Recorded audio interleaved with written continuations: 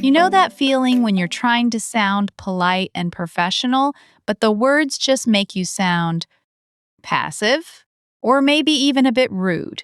That's because you're probably using the basic verb when you need a phrasal verb. And today we're fixing that with one tiny word: put. Hey everyone, welcome to Speak Like a Native. I'm Maya. And I'm Leo. Let's get into it. Okay, Maya, put. I put my keys on the table. I put on my shoes. It seems simple. And that's the trap, Leo. In a textbook, put is about placing something somewhere. But in the wild, in real conversations, put teams up with little words to express patience, frustration, planning, ideas. It's a powerhouse. Using the basic put when you need a phrasal verb is a dead giveaway that someone learned from a list, not from life. So it's like a secret code? Exactly. And today we're cracking 3 of the most useful codes: put up with, put off, and put forward. These will transform how you handle annoying situations, manage your time, and share your ideas. We're starting with the one that might save your sanity: to put up with. Put up with.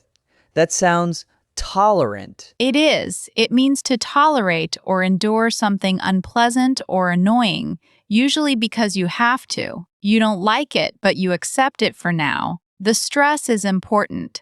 Put up with. UP is stronger. I put up with the noise, not I put with the noise. So give me a real picture. Imagine you have a new colleague, Leo. He plays music out loud at his desk, and it's not your taste. It's distracting. You could complain, but he's new. You want to be friendly, so you tell a friend later, "The music is pretty loud, but I'm just putting up with it for now." It means you're tolerating it, maybe hoping it'll change or you'll get used to it. Okay, I get it. Like I put up with my neighbor's dog barking early in the morning. Perfect example. You're enduring it. Now, a very common mistake, especially for speakers of many languages like Spanish or Arabic, is to use stand or bear in a way that sounds too dramatic or even painful in English. They might say, "I cannot stand this noise," which is very strong, or "I bear the traffic every day," which sounds Shakespearean. Put up with is that perfect, common, natural middle ground. It's the phrase you use for daily irritations. What about at work? Is it professional? Great question. It's professional in the right context. You wouldn't say to your boss, "I'm putting up with your management style." That's a complaint. But you could say in a team meeting about a temporary problem, "We've had to put up with some software glitches this week, but the IT team is on it." It acknowledges the difficulty without blaming a person. It's nuanced. Nuanced. I like that. So put up with for tolerating annoyances. Got it. What's next? Next is the master of procrastination and polite refusal: to put off. To put off. Like take off your jacket? No, that's take off. This is different. To put off means to postpone or delay something, often because you don't want to do it. The feeling is usually negative. You're pushing it to a later time. Again, stress, put off. I keep putting off that dentist appointment. Oh, I am an expert at that. I put off cleaning my bathroom. We all do. Now, here's the classic learner mistake I teased earlier. And Leo, you're going to make it for us.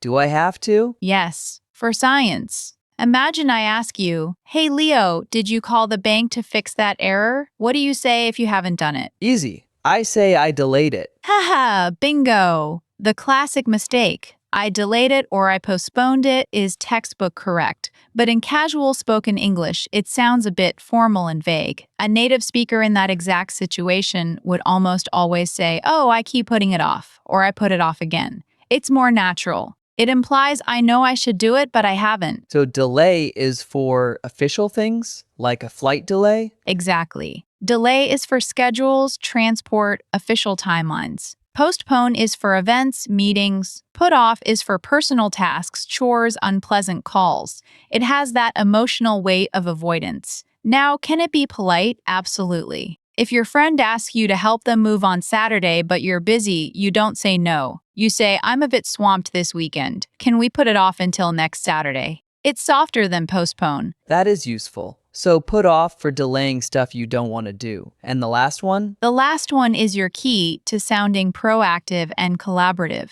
To put forward. This means to suggest an idea, a plan, or a name for consideration. You're offering it to the group. Stress. Put forward. Like in a meeting. Exactly. Instead of saying, I suggest we try a new marketing strategy, which is fine, you can say, I'd like to put forward a new idea for our marketing. It sounds more considered, like you've thought about it. Or, she put forward John's name for the team lead position. It's about presenting something for others to think about. What's the mistake there? Many learners, especially from languages where the structure is direct, might say, I propose or I present the idea. Propose can sound too formal or romantic, and I present sounds like you're about to give a slideshow. Put forward is that perfect meeting room phrase. It's collaborative, not commanding. A common error is mixing it up with put forth, which means the same but is much more formal and less common. Stick with put forward. Okay, let me try to use all three. In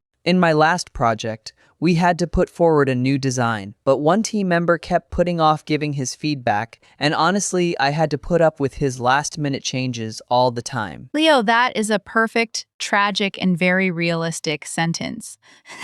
You used all three correctly. Did everyone hear that? Put forward a design, putting off feedback, put up with his changes. That's a story in one line. So these really are for telling stories about life and work. 100%. They're narrative verbs. They help you explain situations, not just list facts. Now, let's get deeper into the cultural context because this is where it gets really interesting. Why do these tiny phrases matter so much? Because they make you sound natural? That's part of it, but it's also about indirectness. American English and British English, too, often values indirectness to be polite. Saying I put off the call is softer than I avoided the call. Saying I put up with it is less confrontational than I hate it. Saying I put forward an idea is less aggressive than I have the best idea. These phrasal verbs are tools for social smoothness. In many cultures, being direct is valued, but in many English-speaking workplaces and social settings, this indirectness is the oil in the machine. It prevents friction. I never thought of it like social oil.